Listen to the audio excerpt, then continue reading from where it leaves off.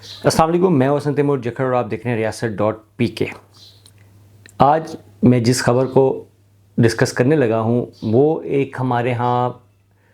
کاروباری طبقے کا عمومی رویہ ہے کہ وہ جس وقت اپنا مفاد دیکھتا ہے تو وہ ملکی مفاد، عوامی مفاد اور دیگر جو اپنی معاشرتی ذمہ داریاں ہیں وہ اس کو بالکل ہی بھول جاتا ہے۔ آج میرا جو موضوع ہے اور جو میرے پاس فوٹیج ہے جو آپ دیکھیں گے، مجھے یقین ہے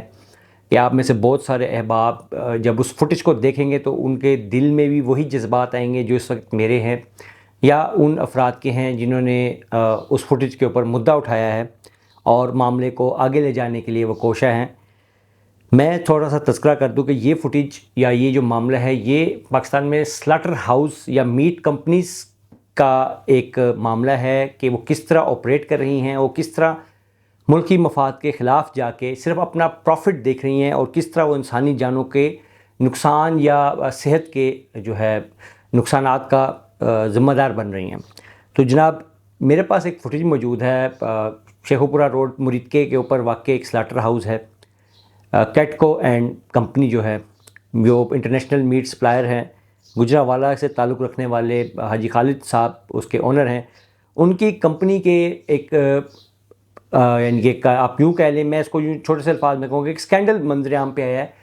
کہ وہاں پہ بیمار لاغر جانور اور خصوصاً جو گائیں ہیں، فیمیل جو گائیں کہ ہوتی ہے، یعنی کہ بیل کے علاوہ جو گائیں ہوتی ہے فیمیل گائیں،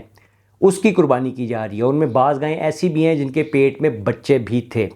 جی ہمارے پاس ایکسکلوسیو فوٹیج موجود ہے، وہ بھی اسکرین پہ چل رہی ہے، آپ دیکھ رہے ہیں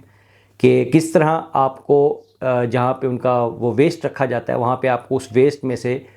بچوں کی فوٹیج نظر آ رہی ہوگی۔ یہ آپ کو دائرہ بھی لگا ہوا ہے، آپ دیکھیں اس پہ غور سے۔ یہ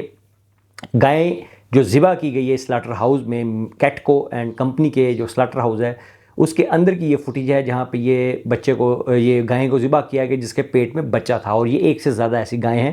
اور ان کے بارے میں سننے میں آیا ہے کہ یہ اس طرح کے واقعات پہلے بھی کرتے آئے ہیں جس کو مقامی افراد نے منع بھی کیا تھا، اور جب یہ معاملہ نہیں تھما یا انہوں نے اس کو درخور اتنا نہیں سمجھا تو جانوروں کی اس نسل کشی کے خلاف انہوں نے پولیس کو بھی درخواست دے رکھی ہے۔ لیکن آپ کو پتہ ہے ہماری پولیس جس طرح بھی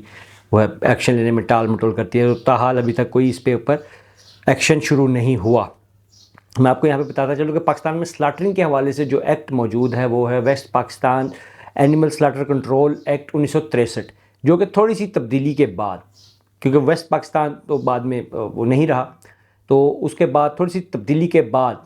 یہ 1965 میں پنجاب اور باقی جب پاکستان الگ ہو گیا تو اس کے بعد یہ مختلف جو صوبہ جات ہیں ان میں بھی یہی ایکٹ تھوڑی سی ترمیم کے بعد، نام تبدیلی کے بعد یہی ایکٹ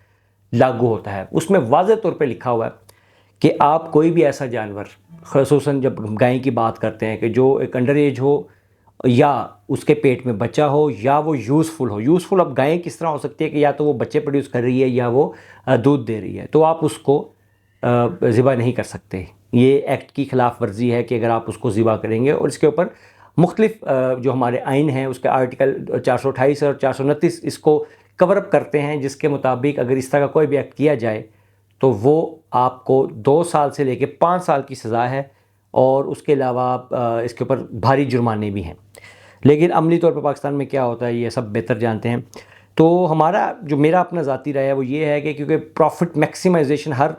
کاروباری کی ایک سوچ ہوتی ہے کہ ہم اس کو زیادہ سے زیادہ بڑھا دیں، اس وجہ سے عمومی طور پہ گاؤں سائڈ پہ جہاں پہ آپ سمجھتے ہیں کہ بہت زیادہ نہیں ہوتی، چیکنگ نہیں ہوتی یا بہت کوئی سیٹنگ ہو جاتی ہے آپ کی، تو وہاں پہ آپ یہاں ایسا کرتے ہیں عمومی طور پہ کہ بیمار گائیں یا زیادہ عمر کی گائیں پہ تو شاید تھوڑی بہت توجیہ موجود ہے، لیکن بہرحال اس کو گوشت کے غذائیت کے حوالے سے، اس کی افادیت کے حوالے سے زیادہ عمر کی گائیں کو بھی پسند نہیں کیا جاتا۔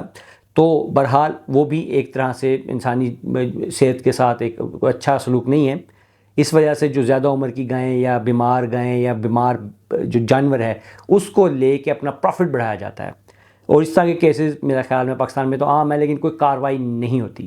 تو لیکن یہ جو فیمیل گائیں کو ذبح کرنے کا اور اس میں خصوصاً بچہ ان کے پیٹ میں موجود ہو، ایسے عوامل کو جانوروں کی نسل کشی قرار دیا جانا چاہیے، اور یہ معاملہ صرف ایک انفرادی نہیں رہ جاتا، پھر یہ قوم کا مسئلہ بن جائے گا، یہ گائیں کی بقا کا مسئلہ بن جائے گا، یہ ماحول کی بقا کا مسئلہ بن جائے گا، یہ جو جانوروں کی حقوقی تنظیمیں ہوتی ہیں یہ ان کا مسئلہ بن جائے گا، یہ جو سرکاری محکمہ جات بنے ہوئے ہیں کافی سارے جن کے ذمہ یہ جانوروں کی پروڈکشن ہے، اس کی پروٹیکشن بھی ہے، وائلڈ لائف ہے، لائف سٹاک ہے، یہ ان کا مسئلہ بن جاتا ہے۔ لیکن بدقسمتی ہماری کہ کوئی ان پہ آواز نہیں اٹھاتا، تو میری التجا ہے کہ اس معاملے کو سنجیدہ لیا جائے، اس کارروائی ہونی چاہیے اس فیکٹری کے خلاف، اور کوشش یہ ہونی چاہیے کہ یہ اس فیکٹری کو آپ اگزامپل بنائیں تاکہ پورے پاکستان میں کم سے کم، زیادہ نہ ہو تو کم سے کم فیمیل گائیں یا جو پریگننٹ گائیں ہیں ان کی قربانی بند ہونی چاہیے۔ یہ فوٹیج آپ کے سامنے ہیں، یہ ثبوت آپ کے سامنے ہیں، میری گزارش ہے کہ اس کے اوپر سخت سے سخت کارروائی ہونی چاہیے اور اس کو اگزامپل بنا دینا چاہیے تاکہ باقی جو افراد ہیں وہ اس معاملے سے باز آ جائیں یا ہاتھ کھینچ لیں۔ ابھی اجازت دیجیے، انشاءاللہ مجھے امید ہے کہ جو